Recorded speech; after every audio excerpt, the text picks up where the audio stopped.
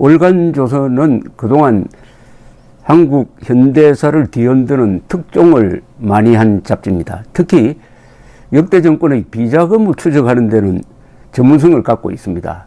1980년대에는 박정희 대통령 시절의 막후 실력자이기도 하고 막전으로 나와서는 비서실장 그리고 정보부장을 역임을 했던 이후락 미스터리라는 기사를 통해서 이후락이 관리하던 스위스 비밀 계좌, 스위스 은행의 비밀 계좌도 밝혀낸 잡지입니다. 그리고 전두환, 노태우, 김영삼, 김대중 역대 정권 대통령의 비자금 보도를 꾸준하게 해왔고 결정적으로는 2002년에 대북 송금 사건, 김대중 대통령이 김정일을 만나기 위해서 현대그룹을 앞세워가지고 4억 5천만 달러의 돈을 북한으로 보내고 그것도 김정일의 해외 비자금 계좌 등으로 보낸 사건의 단서를 최초로 폭로했던 잡지입니다. 그런데 요사이는 다른 언론이 무시하고 있는 국정원이 김대중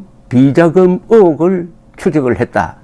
그러다가 이 정권 들어서서 추적한 것이 죄가 되어 가지고 지금 구속 재판을 받고 있다. 이 사건을 끈질기게 물고 들어가고 있는데 이번에는 네 번째 기사가 2020년 4월호에 나왔습니다. 제목이, 표지에 실린 제목이 국정원 입수 DJ 비자금 의혹 관련 1억 달러 수표 사진 공개 이렇게 되어 있습니다. 이제 드디어 1억 달러 수표를 공개를 했습니다. 여기 취재기자는 조승호 기자고 저도 거들어서 조갑재, 조승호 두 사람이 이름을 올린 이 기사를 이제 소개를 해 드리려고 합니다. 월간조선 4월호 표지는 이렇습니다. 오늘 나왔습니다.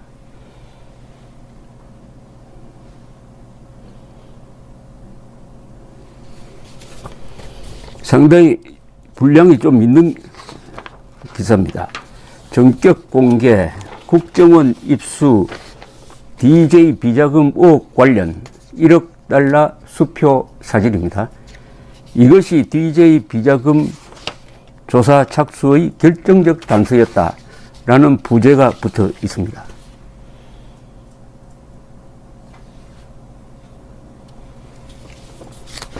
부제 옆에 있는 이 설명문이 이 상황을 요약한 것인데, 김홍걸 측에서 제보자에게 팩스로 보낸 수표 사본이 국정원에 넘어갔다. 비자금 관련 1억 달러 수표는 가장 확실한 물증이고 전례가 없는 액수다. 자금 탈바꿈이 여러 번 되어 추적이 불가능하다. 자금 운용에 관계했다는 사람이 이렇게 이야기를 했다는 겁니다. 1억 달러를 중국 사업에 투자하여 그 수익금을 북한으로 보내는 구조이다. 검찰과 법원은 비자금 실체 확인 없이 이를 추적한 국정원 간부들을 감옥에 보냈다. 최종업 전 국정원 차장은 최후 진술에서 국정원은 이적 행위에 대응한 것이다. 손바닥으로 진실을 가릴 수 없다. 여러 가지 이 의미가 함축되어 있는 내용입니다. 그러니까 이 1억 달러 배후에 있는 이걸 음모라 그럴까요? 은폐기도라 그럴까요? 하여튼 이게 보통 사안이 아닙니다. 이 1억 달러로 설명될 수 있는 게 여러 가지가 있습니다. 첫째, 이 비자금 취재는 매우 어렵습니다. 특히 대통령의 비자금 취재는 거의 불가능합니다. 왜냐하면 권력의 힘으로 꽁꽁 묻어 놓기 때문에 그것을 파헤치는 게 어려워요. 기껏해야 뭐 이런 루머가 있다든지 이런 정언이 있다는 정도인데, 이처럼 수표라는 물증으로 딱 들이대는 경우는 거의 없습니다. 이것은 내부 제보자란 뜻이죠. 내부 제보자입니다. 그리고 제 기억으로는 1995년에 박계동 의원이 노태우 전 대통령 비자금 계좌를 폭로한 것이 가장 가깝게 간 폭로였습니다. 이 수표가 나왔습니다. 그러니까 이 수표가 가짜냐 진짜냐 이게 문제죠. 월간조선은 이게 가짜일 가능성은 상당히 낮아 보인다. 그럼 진짜라는 겁니다. 이게 진짜면 어떻게 되느냐? 진짜라면 어떻게 되느냐, 그죠? 진짜일 가능성이 많은데 진짜라면 어떻게 되느냐?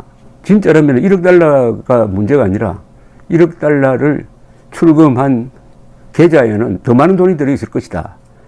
이 내부 제보자의 이야기는 서부에 6억 5천만, 동부에 7억, 합쳐서 13억 5천만 달러가 있다. 그 개연성을 높여주는 거죠. 그 다음에 이 1억 달러가 국정원 안테나에 잡힌 것은 중국을 거쳐서 북한으로 들어가는 구조였다. 그럼 이거 이적 행위가 됩니다. 그것을 차단하기 위해서 조사를 착수를 했다.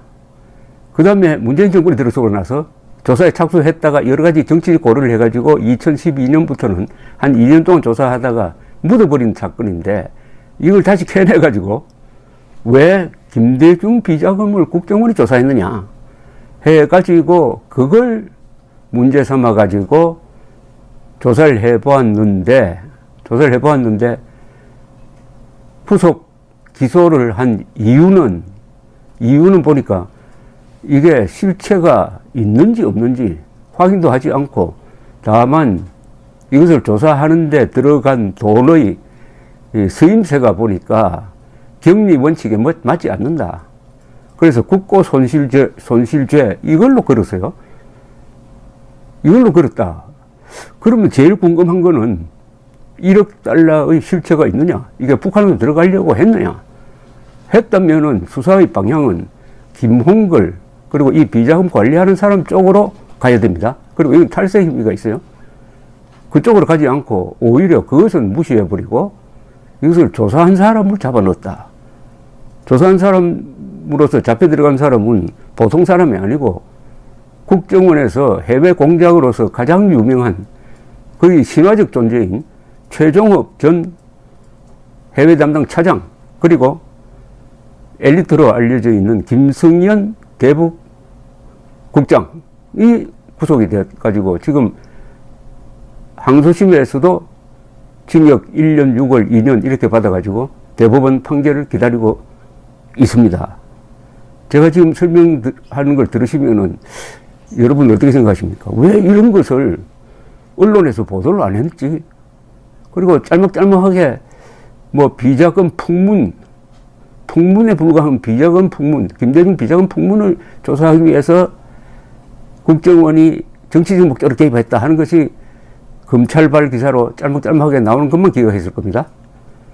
이런 엄청난 의미가 있구나. 그리고 야당도 여기에 대해서 전혀 무관심한 가운데 월간조선이 이런 기사를 내어 놓았습니다. 우선 여러분들이 궁금하게 생각하실 것이 수표니까 수표를 보여드리겠습니다.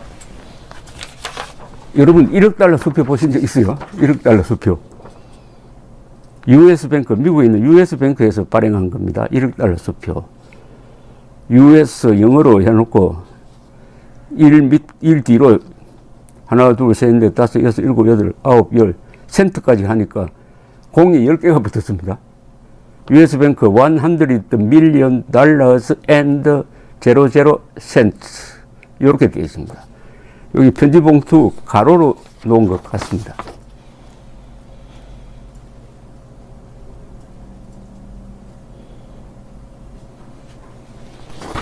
이 수표는 국정원이 어떻게 구했느냐 하는 것은 나중에 설명드리겠습니다. 이 수표에 아주 중요한 부분이 있습니다.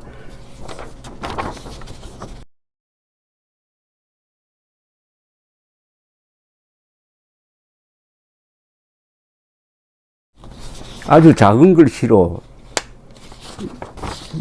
아마 이 화면으로는 잘 보이지 않을 수가 있습니다. 09 12 30 03 13 P 키스트 969 6370 이렇게 써져 있습니다.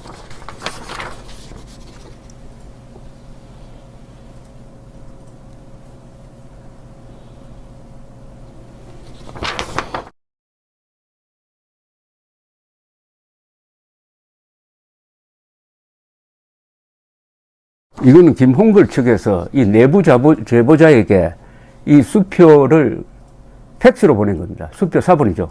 팩스로 보낸 건데, 팩스로 보내면은 그 위에 팩스를 보낸 시간, 보낸 곳, 그리고 팩스 번호가 뜨잖아요. 바로 그게 여기 적혀 있습니다. 국정원에서는 이 수표를 입수하고 이걸 매우 중요시 했습니다. 왜냐하면은 이 수표가 조작된 게 아니고 가짜가 아니고 누가 언제 어디로 보낸 것이 여기 딱 적혀 있습니다. 이게 있으므로 국정원은 전화번호 이걸 조사를 해가지고 이 수표 사본을 보낸 곳이 김홍걸 씨와 관련이 있는 사무실에서 보냈다 하는 것을 확인해서 더욱더 내부 제보자의 제보에 신뢰성을 두고 조사를 했다는 겁니다. 이 기사의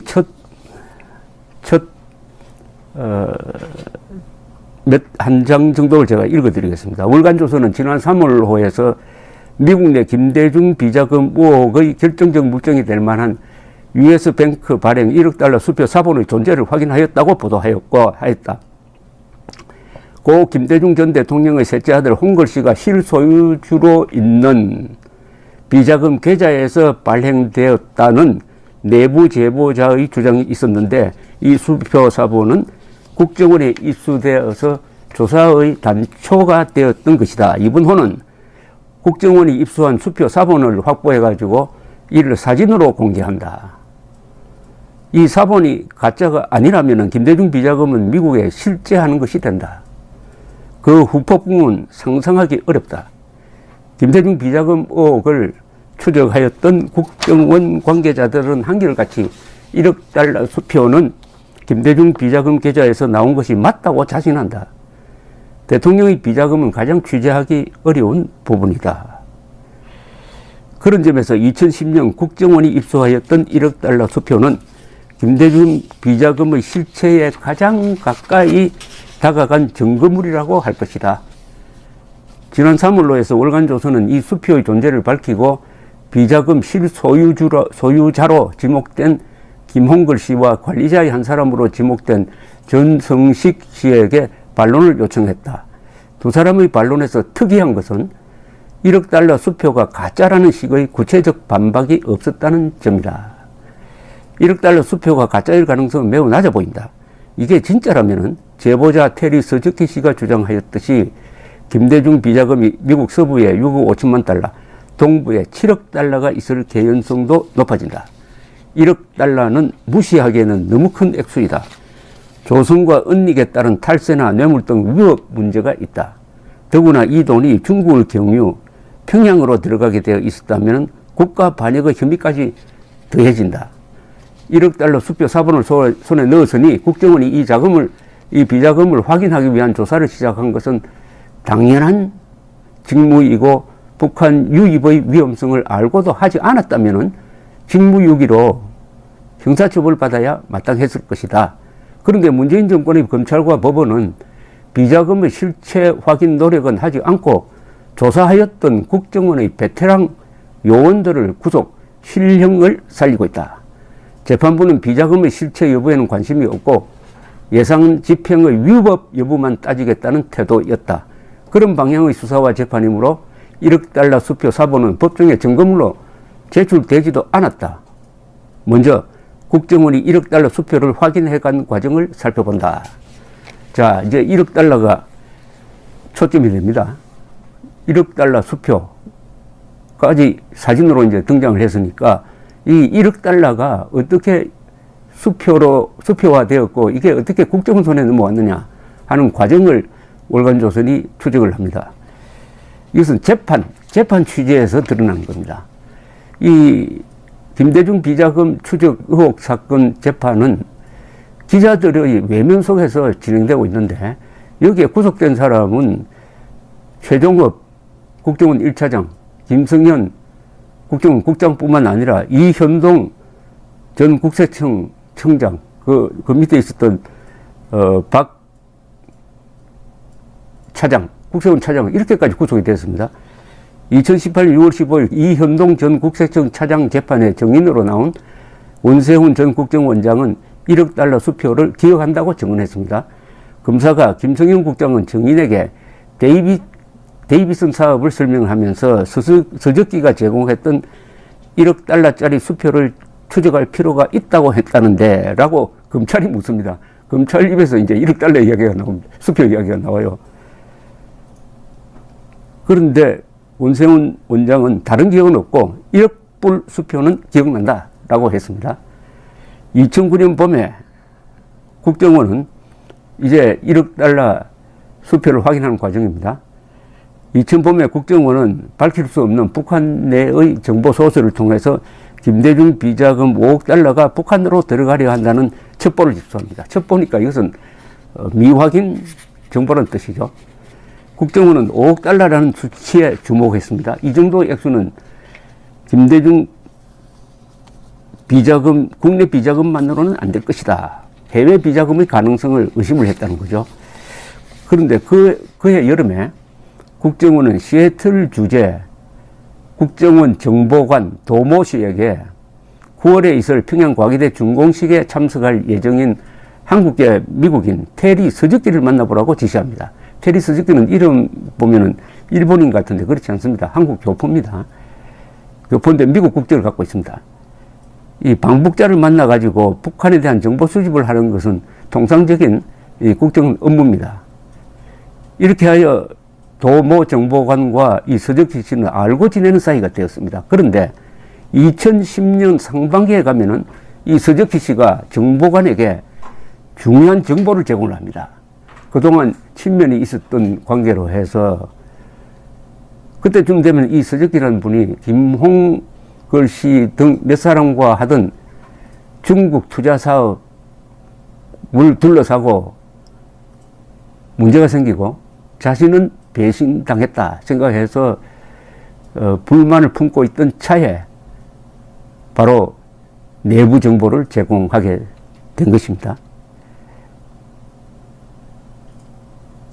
그때 정보를 제공하면서 바로 이 1억 달러 수표를 보여줍니다. 서적기 씨가 보여줘요. 주지는 않습니다. 보여줍니다. 그러니까 도정보관은 그 내용을 상세히 적어가지고 본부에 보고를 하는 거죠. 그래서 본부에서 조사에 착수하게 된 것입니다. 이걸 더 구체적으로 알아보면은 꼭 무슨 첩보 영화처럼 보입니다. 이 정보 수집 이야기는 재미가 있습니다. 2018년 11월 23일 박윤준 전 국세청 국장 사건, 국정원의 김대중 비자금 의혹 수사에 협조한 혐의로 지금 기소된 분입니다. 이분의 재판에 나온 국정원 최종업 당시 차장은 이렇게 증언합니다. 최종업 당시 차장은 이때 정인으로 나왔는데 그 뒤에 구속이 돼가지고 지금 징역 1년 6개월을 2심에서 선고받고 복역 중입니다. 아직 대법원 판결은 나지 않았는데 아마 이게 확정이 된다 하더라도 이미 거의 1년 이상 살았기 때문에 아마 7월 중에 풀려날 것으로 보입니다. 최종업 당시 차장은 법정에서 이렇게 증언을 합니다. 2010년 5월 하순에서 6월 초경으로 기억난다. 원세훈 원장이 불러서 갔더니 미국에 비자금이 있다고 한다. 북한에 들어간다 하니 각별히 보안에 유의하라. 면서 이현동 국세청 차장을 만나보라고 했다. 이현동 차장은 박윤준 국장을 소개해 주었다. 이날 변호인 반대신문에서 최종업 증인은 김대중 비자금 수사는 대북 관련성이 있어서 국정원의 직무 범위라고 강력하게 주장을 합니다. 이 말은 뭐냐면 이게 정치적 의도로 한 게 아니고 북한으로 들어간다고 하니까 이건 국정원이 할 수밖에 없었다. 그런데 검찰과 법원은 왜 김대중 정치인, 김대중 비자금을 조사를 했느냐. 여기에 무게를 두고 추궁을 해 왔습니다. 최종업 씨는 이렇게 이야기를 합니다. DJ 비자금이 있다는 것은 이미 2009년 베이징에서 들어온 첩보에다가 2010년 5월 시애틀 정보관이 배신당한 사람으로부터 폭로성 제보를 받아 보고한 것 같다. 원장이 보니 일부가 북한에 평양에 들어간다. 그럼 내가 원장이라도 용납할 수 없다. 그런 입장에서 내가 원장으로부터 지시를 받았다. 이 첩보는 신뢰도가 가장 높았고 신뢰성의 확인을 위하여 시애틀 정보관에게 물증을 확보하라고 지시를 했다. 자, 이제 여기서 핵심적인 인물이 등장합니다. 도모 시애틀 주재 국정원 정보관입니다. 이 이야기를 보면은 도모 시애틀 주재 국정원 정보관은 1억 달러 수표 사본 내용을 적어서 본부에 보고한 사람인데, 그와 관련해가지고 또 한 사람의 증인이 법정에 나왔습니다. 2018년 6월 4일 이현동 전 국세청장 공판에 김대중 비자금 의혹을 조사한 김석규 전 국정원 방첩국장이 증인으로 나왔어요. 이렇게 증언합니다. 해외정보관 도모모의 전문으로 테리 서적기가 입국하려 한다는 정보가 들어왔다. 차장이 저를 불러 가보니 테리 서적기가 한국에 가게 될 경우 신변에 위협을 느끼는 것 같다. 만나서 안정시켜 주라고 했다. 차장의 지시를 받고 테리 서적기를 만나 인터컨티넨탈 호텔 일식집에서 밥을 먹이기도 하고, 혹시 위험하면 나한테 연락하라. 급하면 관할 파출소에 연락해서 신변보호 요청을 하겠다고 하면서 제 휴대폰 전화를 서적기에게 준 적이 있다. 이 일은 2010년 12월의 일인데, 이때 국정원이 서적기 씨로부터, 한국으로 온 서적기 씨로부터 1억 달러 수표 4번, 아까 보여드린 4번을 받고, 그 다음에 김홍걸과 전성식 씨에게 보낸 내용 증명 등 관계 자료를 제공받았다고 합니다. 그러니까 이때 비로소 수표 4번을 국정원이 입수를 하게 됩니다. 그게 2010년 12월 말이었습니다. 자, 이 사건의 출발은 도모정보관이 올린 보고서입니다. 그런데 그 요지도 법정에서 공개가 되었습니다. 언론이 이렇게 무심합니다. 언론이 이 사건을 끈질기게 취재를 했더라면 이미 아마 도하 신문 방송에 이 사건으로 덮였을 겁니다. 근데 어마어마한 진술을 하는데도 기자가 참여하지 않으니까 보도가 안 되었습니다. 그래서 제가 지금 여러분들에게 이야기하는 걸 아마 처음 들으신 분들이 대부분일 겁니다. 그 내용이 충격적입니다. 그러니까 이 1억 달러 수표는 국정원이 2년 동안 조사를 하다가 이건 정치적 폭발력이 있다 해가지고 일단 묻어버린 겁니다. 그동안에 2017년까지 묻혀있는 사건인데, 2017년에 문재인 정권이 들어서면서 이른바 적폐 차원의 조사를 한다고 이 국정원을 뒤지다가 보니까 이 사건이 발각이 아니라 발견이 되었는데, 이걸 형사사건으로 다루는 바람에 1억 달러 수표도 햇빛을 보게 되었다. 아주 아이러니입니다. 2018년 12월 12일 박윤준 전 국세청 차장 재판 때 증인으로 나온 이유환 국정원 처장에게 변호인이 이렇게 물었습니다. 2010년 상반기에 증인이 최종업 차장에게 시애틀 정보관에 영사관에 파견된 도모 정보관이 한국계 미국인 테리 서적기한테 들은 전문 3장을 정리 보고한 적이 있죠. 미국 내 비자금이 서부에 6억 5천만, 동부에 7억, 서부는 한스 루이가 관리한다. 서부 비자금은 전성식, 한스 루이, 이모모 등이 함께 승인해야 출금이 가능하다. 그중 1억 달러가 미국 페이퍼 컴퍼니, 즉 김대중 3남 김홍걸이 운영하는 회사 및 중국에 있는 3개 회사를 순차로 거쳐 북한 평양과기대에 송금되려 한다는 거였죠. 첩보 내용에는 평양과기대 전성식 씨가 이희호 여사에게 과기대에 기부할 걸 건의하였다.